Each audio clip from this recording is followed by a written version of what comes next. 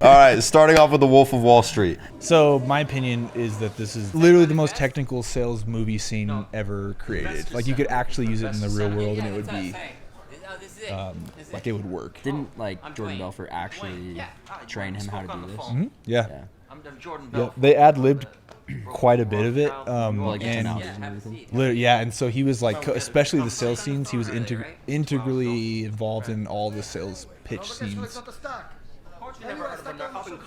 And Leonardo DiCaprio was actually pretty bad at the tonalities when he was teaching them. We're your Quotrons. Quotrons? Yeah, computers. No, we don't even need computers here. We just Like trade those penny stocks, bro. here. The penny stocks. Companies that can't get listed on NASDAQ, they don't have enough capital. Their shares trade here. Penny stocks? Yeah, this one, Aerotyne, is a really interesting, Aerotyne. Leonardo DiCaprio is so good. Yeah, he's awesome. He's like actually amazing. So, did you guys know the, Very Brad hot Pitt stock and right Leonardo now. DiCaprio? 25 A couple of brothers that are making Only radar. 25-year-olds. They can't be 26. Is that Andrew Tate? Is probably as well.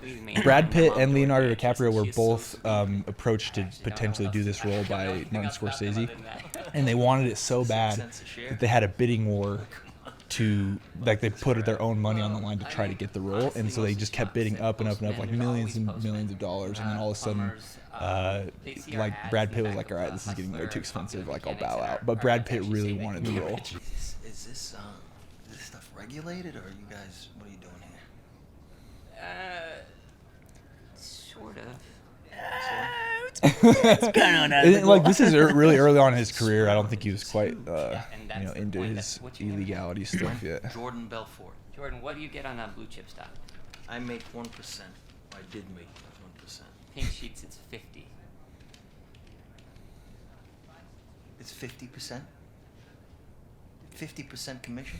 For what? It's our markup for our services. So It's like, what if I services, bro? If I sell stock for $10,000, my commission is $5,000. If you sell $10,000 worth of this stock, I will personally give you for free.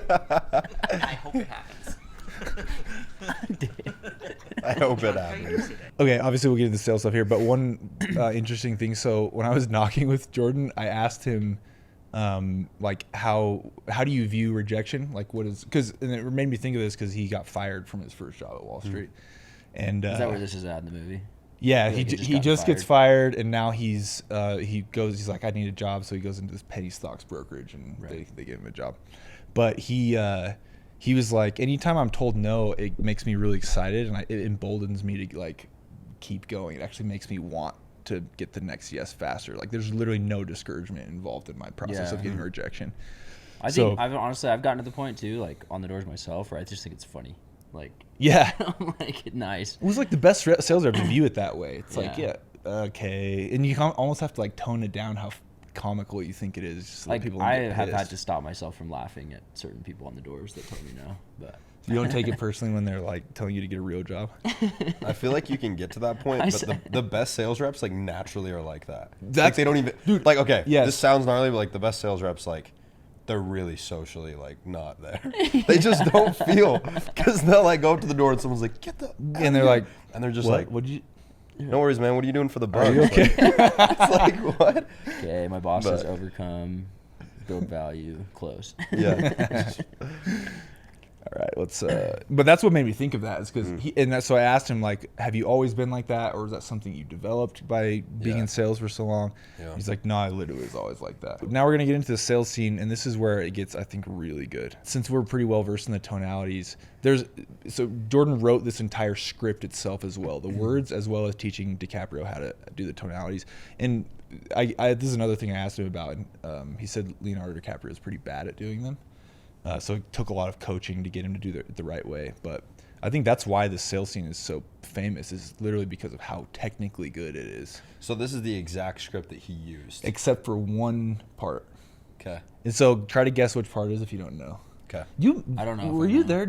Were you in on that meeting we had with him In Dallas. or did you just meet him? Yeah. I met him. I don't know if I was there for that meeting. I remember when he got on your Segway.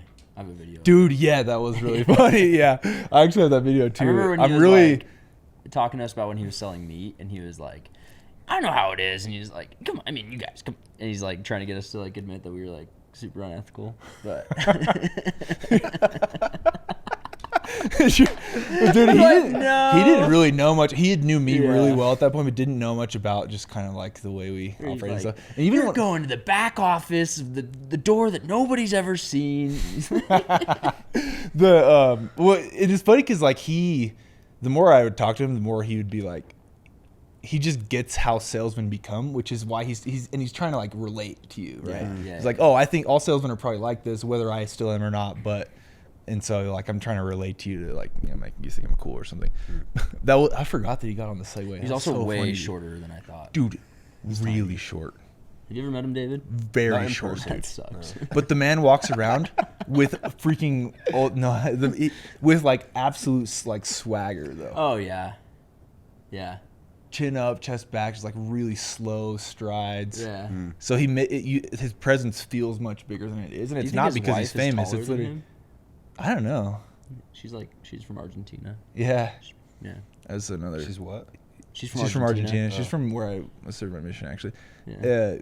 She FaceTimed him while we were in the car, and he was like, I could hear she has an accent, and so I was like, "Where are you from?" And so he starts speaking Spanish to her, and he had only been learning Spanish for like 3 months. He has a photographic memory. He's very brilliant. Like Mensa, you guys know what Mensa is? No. It's a club basically you can be registered for if you have an IQ that makes you level of brilliant. Holy. And he's definitely like at that IQ level, but. Wow. There's no way I would make it into that. Yeah, there's no way. No, me neither. There's dude. no I'm way dumb you as would. rocks, Super bro. stupid. But really interesting. Kind of slow. So, he's FaceTiming her, and as we're driving up to area, it was like right before we left, actually. And he's like in my decently nice Camry, but like a Camry nonetheless. You know, I'm like, I didn't have my Tesla yet. But we drive out to area, and he's FaceTiming her, and then I tell her she has an accent. He starts speaking Spanish. I'm like, oh, this girl is definitely from Argentina. But not just that, she's from like Cordoba, because they have a very distinct accent. And so I start speaking Spanish back to her, and I was like, oh, where are you from? And she's like, I'm from Cordoba. I was like, what part of Cordoba? I was a missionary there. I know this is a weird question to ask, but I also know how Cordobases are. They're so open. And I was like, so what street do you live on? And she's like, that's a weird question. I'm like, I literally walked those streets. Like, I know everyone, all the streets by name at least. I still need a map to get around, but I know by name. And she's like, oh, I live on this one. Like, I'll probably know where your house is. That's A wild. super rich family from Argentina, but it was cool. And then one of the families that we sold was this really wealthy family the dad was from Mexico, and we could tell he had an accent as well. And so his wife was like super wealthy, and he was a school teacher, a high school teacher. And he's like, I'm trying to teach my wife Spanish, but we just don't want to spend the money on tutoring because it's like expensive to find a really good Spanish tutor. And he's like, oh, I'll pay for it. Like, let me help. Yeah, I literally offered to pay for the guy's Spanish tutoring for his wife, and like set it up before we left. Called his wife's Spanish tutor, so Jordan's wife, this tutor that is tutoring him on learning Spanish. Yeah. And set up for this guy's wife to learn Spanish, like a really high level tutor. I thought it was pretty dope. Yeah, that's crazy. After we got the sale, he did that. It was really cool. Anyway, here we go. Hello, John. How you doing today? You mailed in my company a postcard a few weeks back requesting information on penny stocks that had huge upside potential with very little Dude, downside. people do not Sounds like understand. that? Yeah. People do not understand what's going on here. Yeah. For the call today, Well, John. the reasonable man right at the beginning. Well, yeah, literally. So like you go Well, he's reasonable talking to man, him like How you doing today? he should know him, you know? Hello, John. How you doing today? reasonable You mailed man. in my company a postcard a few Company's weeks back, back right. requesting information on Like penny stocks scarcity? that had Yeah, huge like upside. you Not remember? yet. So like he goes, it's actually phrasing a declarative as a question first, because what you're trying to do is elicit this idea of like, I know you. And that's Right, what the right. feeling is like, right? You know, and you know me. Yeah, like you actually elicited this call. Yeah. Hey, it's Hayden, it's Moxie. So I used to think it was bad and you need to end on a down tone when you're saying where you're from. But what I learned from him is like, don't do that, because you want them to feel like they should know you. And that lets people not cut you off nearly as much. But that's brilliant, right? It's like, I really want to know tonality. Hey, how you doing today? Straight into, he does go into mystery and intrigue right there. He's like, So ready the for the reason for the call. call today. This is exactly what we do on the doors. It's like, Literally. hey man, how you doing? And then it's like, Listen, the Hey, reason I'm with Moxie stopping by- Pest Control. Reason I'm stopping by. It's like same tonality. Yeah, That's wild. Exactly. I mean, that's why we built the training that way. Whoa. Potential with very And then he little goes straight into requesting certainty. information on penny stocks that had Huge. upside Now he's in potential certainty. with very little downside risk. Does that ring a bell? And the very little downside risk has a hint of obviousness in it, which is why I love that combo of absolute certainty straight into obviousness. It's like obviously with very little downside risk. Yeah. That's like the underlying message. With very little downside Downside risk. risk. Does that ring a bell? And then straight into what would that be? Does that ring a bell? That's actually Reasonable Man, right? Does that ring a bell? Right? Yeah. You feel it? Makes sense. Okay, great. Well, reason for the call today, John, is Mystery and intrigue, something maybe. just came across my desk, John. It is perhaps the best thing I've seen in the last. So this is also That's a interesting Jordan too. Belfort thing. Jordan Belfort, he actually ties body language gestures with tonalities. And early on when he was developing the training, that's a very NLP thing. I don't think he necessarily invented it in neurolinguistic programming, but that's what he teaches is to tie body language gestures with tonality, so you can actually put yourself into that tonality with the body language gesture. That's why he does that so Yeah. much. Yeah. So people try to copy it, but they don't have any clue why they would or what it helps with. Dude, look at the guy in the background. It's like, what the freak is going on? What is going on? I like how he's wearing a suit and then everybody else is like kind of sloppy. just Notice the how this is now the second time that he goes from mystery and intrigue to certainty. Like that combo is really powerful. Okay, great. Well, reason for the call today, John, is something just came across my desk, John. It is perhaps the best thing I've seen in the last Nice. 6 months. If you have 60 seconds, I'd like to share the idea with you. You got a minute? He actually does a small tritonal close there too. Listen to the sincerity after the certainty. In the last 6 months, if you have 60 seconds, I'd like to share. I'd like to share it Got with He's you. creating urgency too. Name He- of the company, like, just 60 Aerotime International. It is a cutting-edge, high-tech firm out of the Midwest. Oh, Absolute that certainty. absolute certainty is so Classic fire. certainty, which is like staccato, like it's cutting edge, high tech firm out of the Midwest.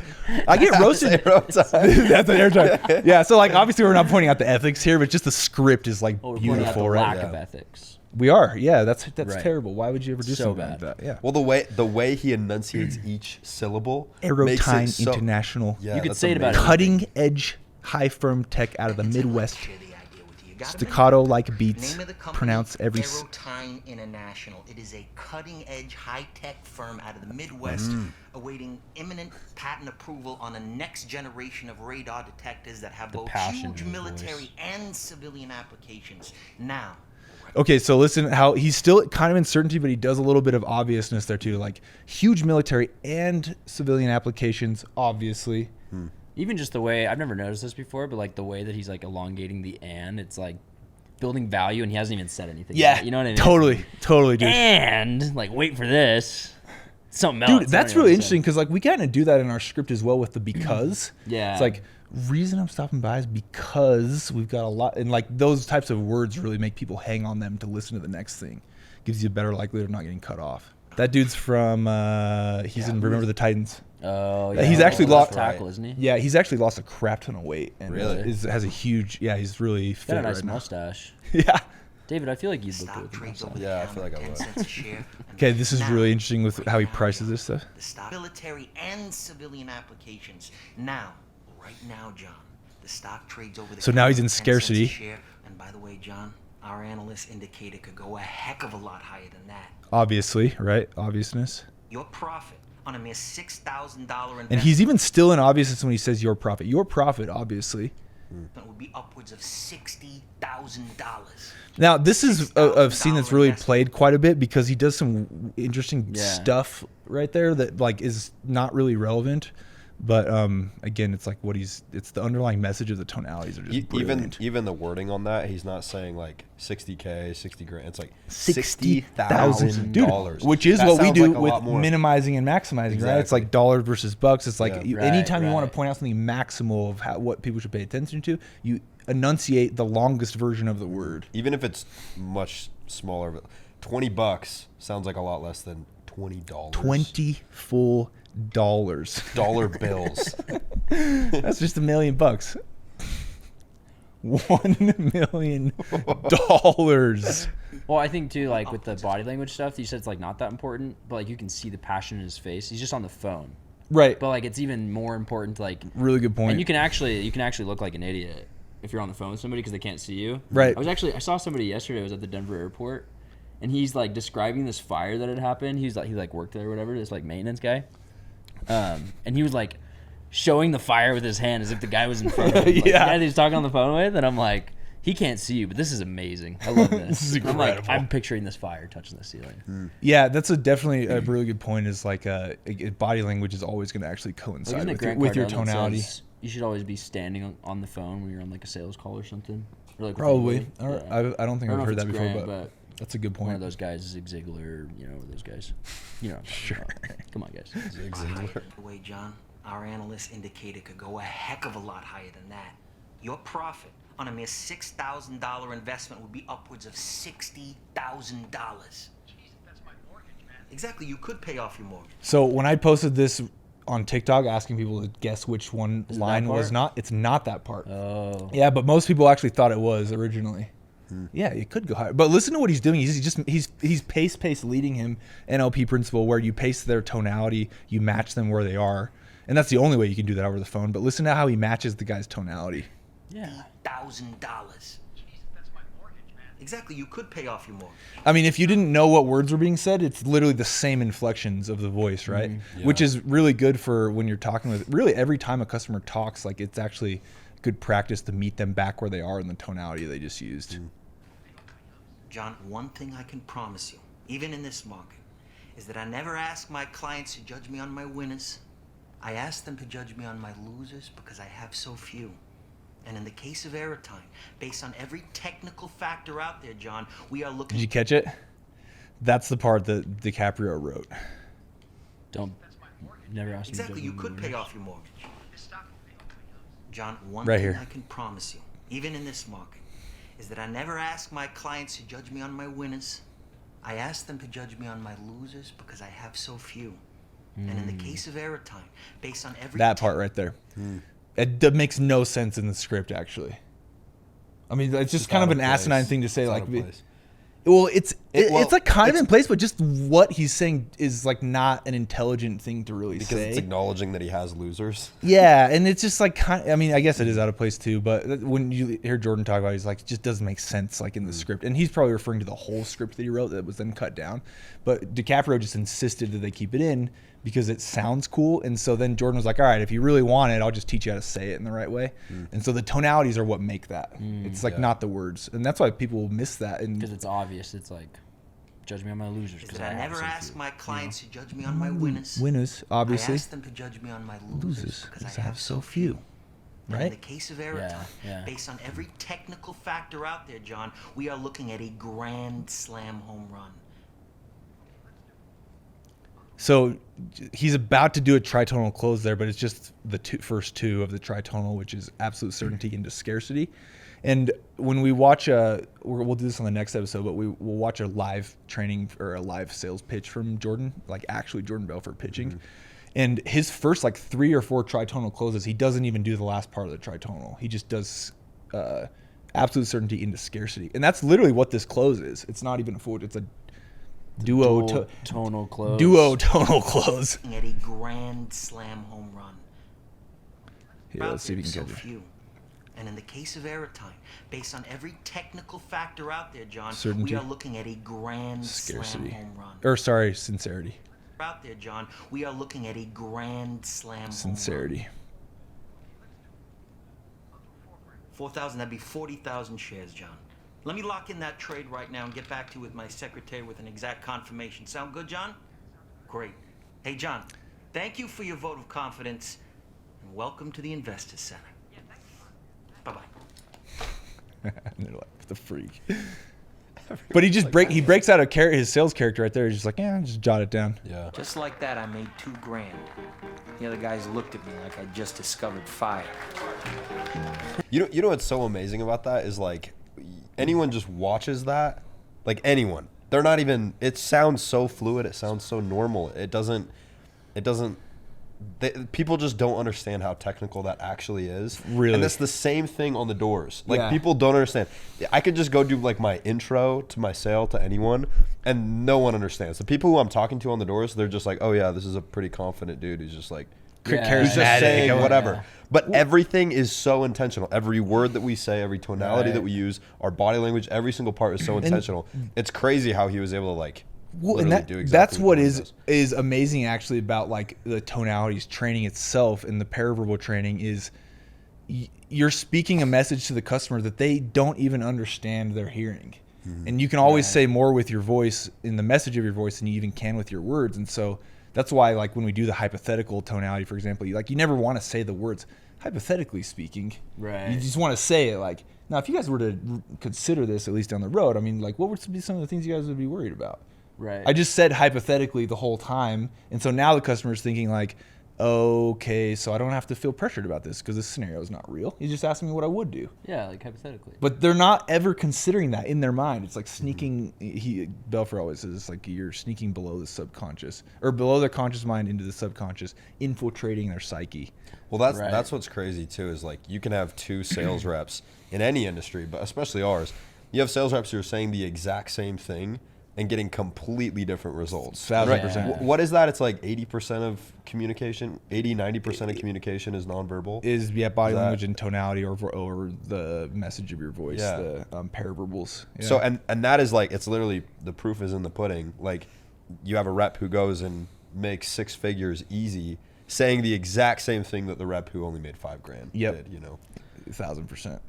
And the cool part about it is like your top performers in any industry, when they train, they're always like teaching their one-liners or like their actual tactics in the script itself, like say this thing, then this thing, then this thing. But they're never really able to teach the process of being charismatic because they don't understand it themselves. Yeah. Which is why this is so powerful. This is why it's an advantage that I sucked so bad in my early on in my career because I had to learn this stuff manually. Well, I think too, like the guys who like train and like obsess over this stuff, eventually they just start to embody it. Yeah. Which is also why it's so powerful because you can tell if somebody's like not being themselves, but it's not because they're like the tonalities are wrong or whatever. It's just like they're not obsessing over it so that it just becomes a part of who they are. Yeah. It's like they're like putting on like these different hats and it's like disingenuous. And so Yeah, the more you can 100%, just dude. embody these and like use them in every single day. Yeah, that's the most classic thing. Is I'll be training with like a rookie rep, and they're like, and I'm trying to teach them the tonalities and really pull those things out of them,